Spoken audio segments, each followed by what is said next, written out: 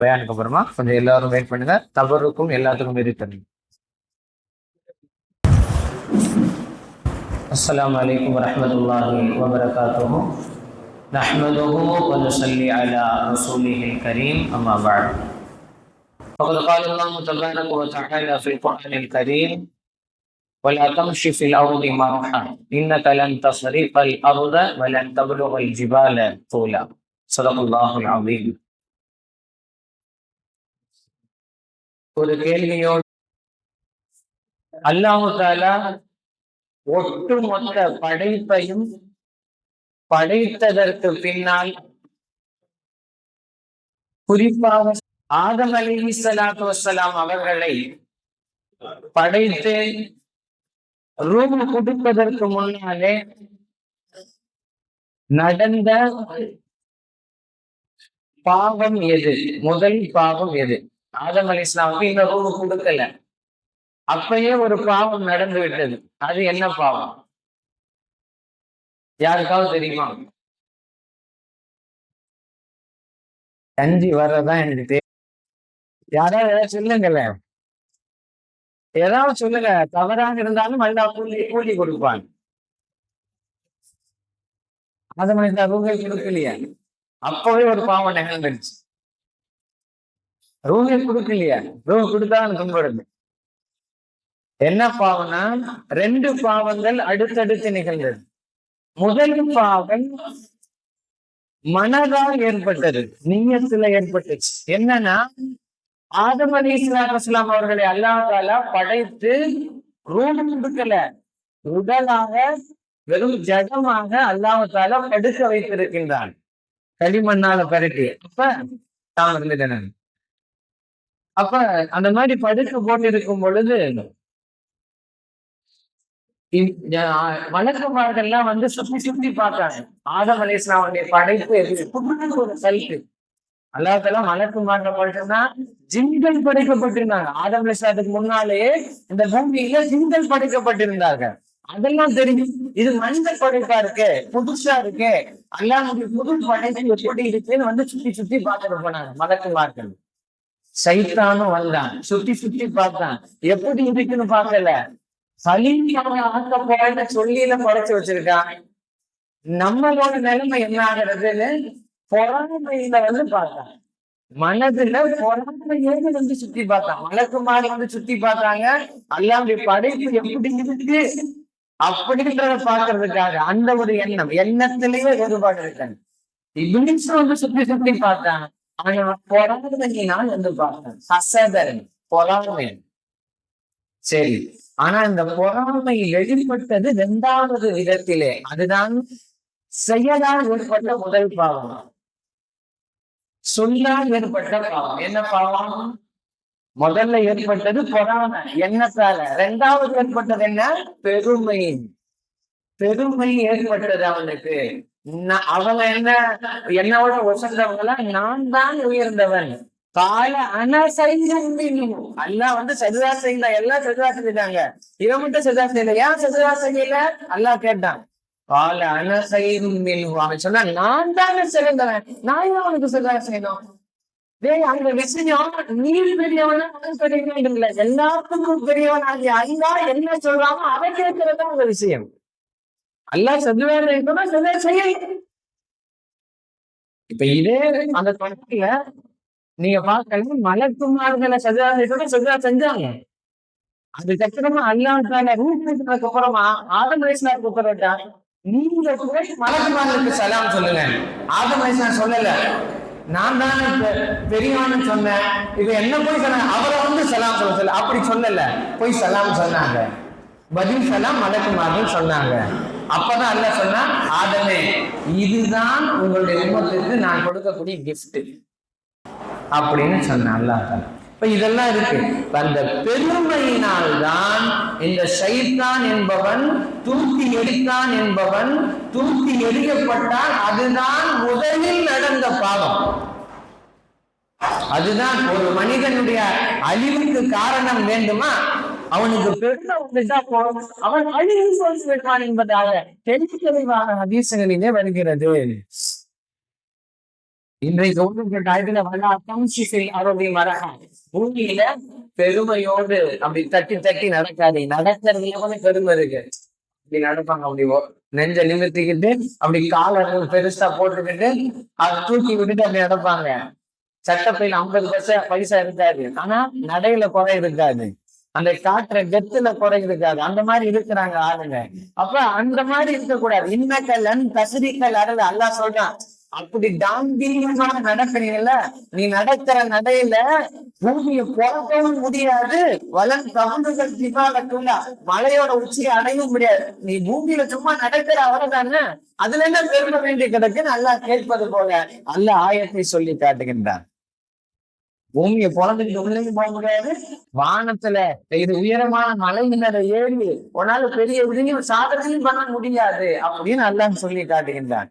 நாயகம் ரசூலுல்லாஹி ஸல்லல்லாஹு அலைஹி வஸல்லம் ஹதீஸ்ல சொல்றாங்க, இப்னு மஸ்ஊத் ரலியல்லாஹு அன்ஹு அறிவிக்கின்றார்கள், லா யதுகுலுல் ஜன்னத மன் கான ஃபீ கல்பிஹி மிஸ்கால தர்ரத்தின் மின் கிப்ர்.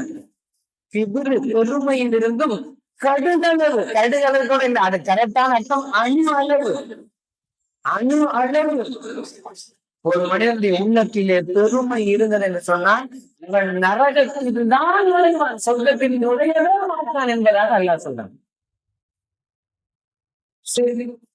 இருக்கிறதுலயே ரொம்ப ஷார்ட்டான வழிய நாயகம் ஸல்லல்லாஹு சொன்னாங்க, மன்கான ஃபீ கல்பிஹி மிஸ்கால தர்ரத்தின் ஈமான். ஈமான் ஒரு மனசு ஒரு மனிதனுடைய கல்வில அணு அளவு இருந்ததுன்னா அவர் நரகத்துல நுழையவே மாட்டாரு, சொர்க்கத்துக்குள்ளதான் நுழைவாருனாங்க. அப்படியே ஹதீசுல நம்ம பார்த்தோம்னா ஒரு மனிதன் நரகத்துல நுழையிறதுக்கு காரணம், இருக்கிறதுல ஆக குறைவான காரணம் அணு அளவு பெருமை இருந்தால் அவன் சொர்க்கத்திலே நுழைய மாட்டான், நரகத்துல. ரெண்டு அப்படி ஈமானுக்கு எதிர் என்ன? ஹதீஸினுடைய அடிப்படையிலே பெருமை. பெருமை வந்துருச்சுன்னு சொன்னாலே ஈமான் போயிடும். அதைதான் நாயகம் ரசூலுல்லாஹி ஸல்லல்லாஹு அலைஹி வஸல்லம் சொல்றாங்க. சரி, இந்த பெருமைக்கு ரெண்டு காரணத்தை சொல்லி காட்டுகின்றாங்க. பெருமையினுடைய அடிப்படை என்ன, பெருமையினுடைய அசல் காரணங்கள் என்ன, எதனால பெருமை? ஒண்ணு, இல்ல ரஜுல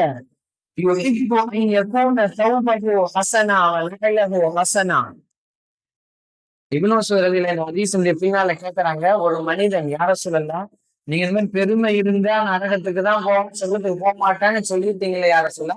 ஒரு மனிதன் தன்னுடைய ஆடை அழகாக ஆக்கிக் கொள்ள வேண்டும் என்று விரும்புகிறான், செல்வங்களை அழகாக ஆக்கிக் கொள்ள வேண்டும் என்று விரும்புகிறான். இது பெருமையா யார சொல்லதான் கேட்டாங்க. ஸல்லல்லாஹு அலைஹி வஸல்லம் சொன்னாங்க, இன்னல்லாஹ ஜமீலுன் யுஹிப்புல் ஜமால. இந்த ஹதீஸ்ல தொடரப்படி அல்லாஹ் அழகானவன், அழகை விரும்புகிறான், அழகானவர்களை விரும்ப. இது பெருமை இல்ல. அப்ப பெருமைனா என்ன யார சொல்லலாம்? அப்ப கேட்கும்போது சொன்னாங்க, அல் கிபுரு பதருல் ஹக்கி வ கம்துன் நாஸ். ரெண்டு விஷயம் சொன்னாங்க. பதருல் ஹக், கம்துன் நாஸ். நமக்கு ரெண்டாவது விஷயம் தெரியும், சில பயான்களை நம்ம கேட்டிருப்போம். பெருமைனா என்ன அப்படின்னா இந்த ரெண்டாவது விஷயத்தை சொல்லுவாங்க. என்னன்னா, மக்களை கேவலமாக நினைப்பது. நம்ம இந்த இருக்கிறது அவன்கிட்ட இல்ல அப்படின்னு நினைக்கிறதுதான் பெருமை. இதை நம்ம கேட்டிருப்போம். முதல் விஷயம் இருக்குல்ல, உண்மையை மறைப்பது.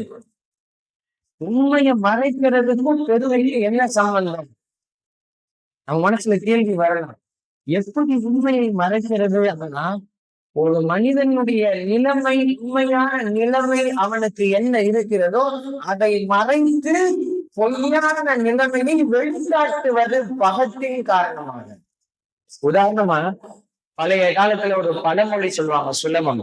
கீழே விழுந்தாலும் மீசையில மண் ஓட்டலன்னு சில பேரு சொல்லுவாங்கல்ல, அதே மாதிரி சொல்லுவாங்க, நான் அப்படி, நான் இப்படி, நான் எப்படி தெரியுமா, நான் யாரோட பையன் தெரியுமா, நான் அப்படி அப்படி இப்படின்னு சொல்லிட்டு இருப்பாங்க. இது மாதிரி பேசுறதுதான் பெருமை.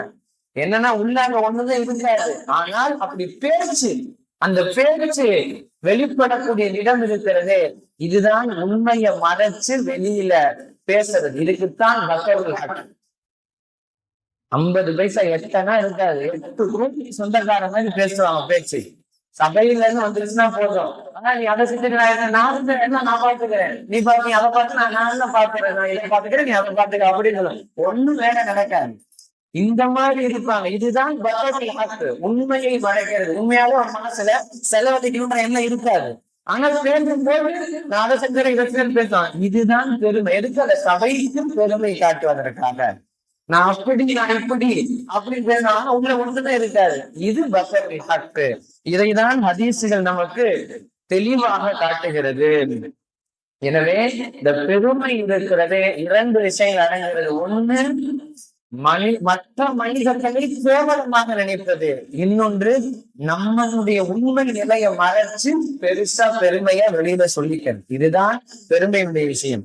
இப்ப மற்றவர்களுடைய சொத்துக்கள் இருக்கிறதுல சொந்தமான விஷயம், இத நாம உரிமை கொண்டாடுவது எப்படி அநியாயமானதோ. மற்றவங்களுக்கு ஒரு வீடு இருக்குன்னா அநியாயமா ஃபேக் டாக்குமெண்ட் செஞ்சுட்டு போய் இது ஏன் வீடுன்னு கொண்டாடுறது எப்படி அநியாயமோ, உரிமை கொண்டாடுவது எப்படி அநியாயமோ, அதுலயும் சில விஷயம் இருக்கு. உதாரணத்துக்கு ஒண்ணு சொல்றேன். ஒரு சின்ன பையன் இருக்கான், ஒரு வாட்ச் கட்டியிருக்கான், இல்ல ஒரு நல்ல பேனா வச்சிருக்கான். அவனை பார்த்தோன்னே யாரும் இல்லை அப்படின்னா அவனை அடிச்சு கூடிங்கிட்டு போடா பேனா வாட்ச் போடா அப்படின்னு சொல்லுவாங்க. ஒரு விளையாட்டுக்கு சொல்லுவாங்க, இல்ல வேலையே செய்யறான்னு வச்சுக்கோ. அவனால ஒண்ணும் பண்ண முடியாது. அவன் என்ன பண்ணுவான்? சின்ன பையன் ஒண்ணும் பண்ணுவான். அப்படிங்கிறது இது அநியாயம். இதுக்கு எதிர் தரப்புல இருந்து எதுவும் வரல. ஏன்னா அவன் சின்ன பையன். இதே ஒரு பாடி பில்டர், கராத்தே மாஸ்டர், இது நம்மளோட ஹைட் வைட் ஆஜான்னு பார்க்கணும் ஒரு ஆள், அவன்கிட்ட போய் பேனா விட்டுறதுனா ஒரே அறையதான் விடுவான். அதுவும் அநியாயம் தான். அவன்கிட்ட இருந்து புடுங்கிறதும் அநியாயம் தான். ஆனா அங்க இருந்து ரிஃப்ளெக்ஷன் ஆயிடும், அடி விழுந்துரும், கண்ணம் பழுத்துரும். இதே மாதிரி நல்ல ஞாபகம் வச்சுன்னா இந்த உதாரணம் அநியாயம் அடுத்தவர்களுக்கு சொந்தமானதை முடித்து கொண்டாடும் பொழுது அங்கே வந்து விடுகிறது அல்லவா. இந்த பெருமை இருக்கிறது. அல்லாஹ் சொல்றான், பெருமை என்னுடைய மேலாடை, கண்ணியம் என்னுடைய கீழாடை. யார் அதுல ஒன்ன இழிவாரோ விரும்புவாரோ என்னத்திலிருந்து கலட்டுவாரோ அவன் மனிதன் கொண்டாடுவாரோ அது எனக்கு உரியதில்லை. நான் அவரை நரகத்துல தூக்கி போட்டுருவேன், எனக்கு அவரை பத்தி எந்த ஒரு கேரம் கிடையாது அப்படின்னு அல்லாஹ் சொல்றான். அப்ப பெருமை இருந்து அல்லாஹ்வுக்கு சொந்தமானது. அதை நாம உரிமை கொண்டாடுறோம்னா, அந்த பயில்மான்ட்ட எப்படி உரிமை கொண்டாடினா அடி பயங்கரமா இருக்குமோ, அல்லாஹ்விட்ட அவனுடைய பெருமையை நாம் உரிமை கொண்டாடினா அடி பயங்கரமாக இருக்கும். நல்லா பார்க்கலாம், பெருமை கொண்டாடுவது கொஞ்ச நாளைக்கு தான் பெருமை கொண்டாடுற மாதிரி தெரியும், பின்னாடி ரொம்ப கஷ்டப்படுறதை நாம் பார்க்க முடியும். இந்த உலகத்திலும் சரி மறுமையிலும் சரி. மறுமையில் அவர்களுக்கு சொல்லப்படுகிறது ஒரு ஹதீஸ்ல, அம்ர் இப்னு ஷுஐப் ரலியல்லாஹு அன்ஹு அவர்கள் சொல்கிறார்கள்,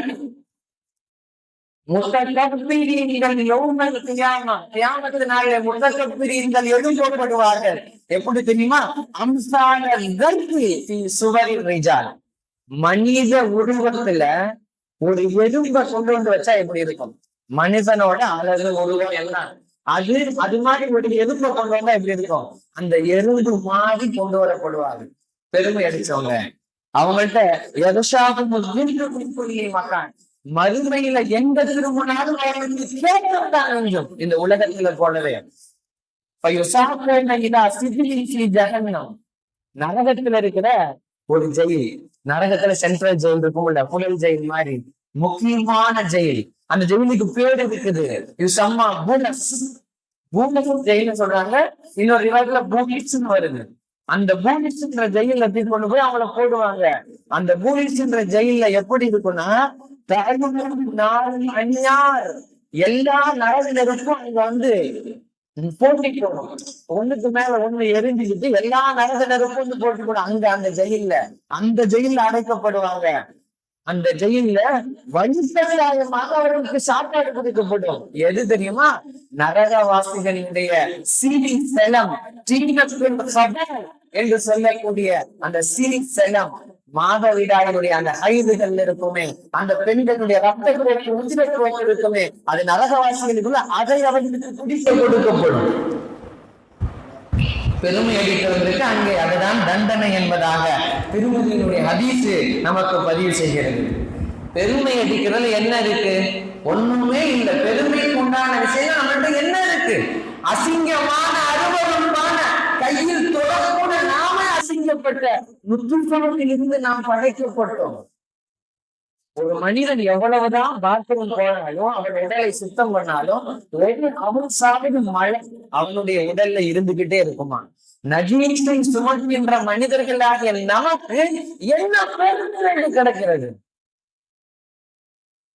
ஒரு தடவை உட்கார்ந்து அரசாங்கத்தினுடைய விஷயங்களை எழுதிக்கிட்டு இருக்காங்க. ஒரு மனிதர் அவங்கள கூப்பிட்டாங்க இரவு நேரம் விருந்தாளி. கரெக்டா அவங்க வராங்க.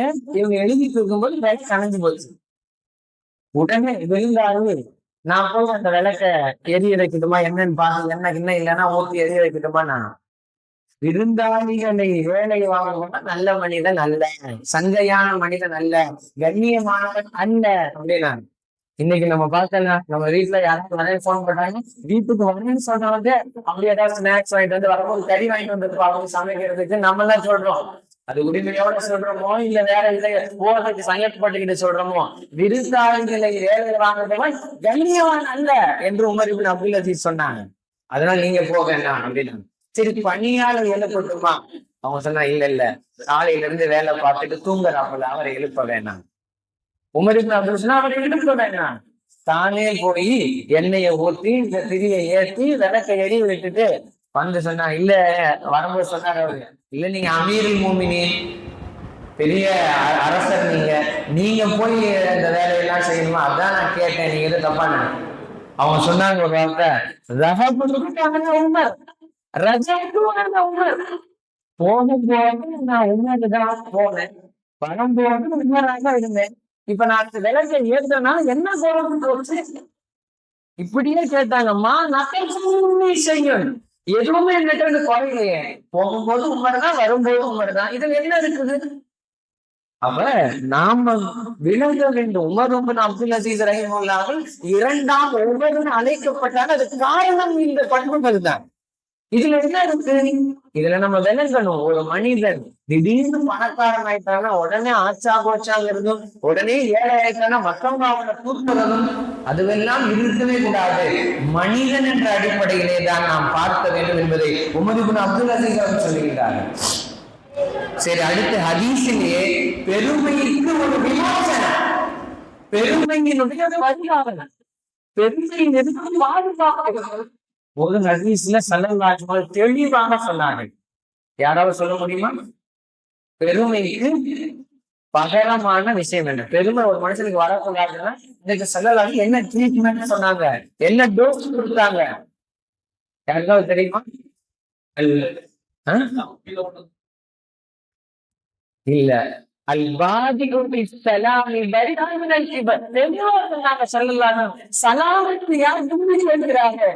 பெருமையை விட்டு நீங்கி விட்டார் என்பதாக சொன்னாங்க ஸல்லல்லாஹு அலைஹி வஸல்லம். சலாம் சொல்றது புரிஞ்சிக்கணும். இப்பெல்லாம் நம்ம அப்படி வரையாத திரும்பிக்கும் நம்ம கூப்பிட்டு சொல்லணும், அஸ்ஸலாமு அலைக்கும் ஹாஜி, அஸ்ஸலாமு அலைக்கும் சொல்லணும். நம்ம சொன்னாதான் அவங்க பதில் சொல்ல நினைப்பாங்க. நம்மளை பார்த்துட்டு இப்படி திரும்பிக்கலாம். ஏன்னா அவங்க சலாம் சொல்லிட்டு குறைஞ்சிட்டாங்களே அப்படின்னு அர்த்தம். அந்த மாதிரி உண்டான மனப்பக்குவங்களும் இருக்கிறது. அதனாலதான் ஸல்லல்லாஹு சொன்னாங்க, அல் பாதிஉ பிஸ்ஸலாமி பலஅ மினல் கிப்ர். யார் சலாம் சொல்வதில் முந்திக் கொண்டார் அவர் பெருமையை விட்டு நீங்கி விட்டார் என்பதாக ஸல்லல்லாஹு சொன்னாங்க. எனவே அதிகமாக சலாம்களை நமக்கு மத்தியிலே சொல்லுவோம், இணக்கமாக இருப்போம், வாழுவோம். வாழக்கூடிய நாட்களுக்கு நாட்கள் தான். இது என்ன பெருமை வேண்டி கிடக்கிறது?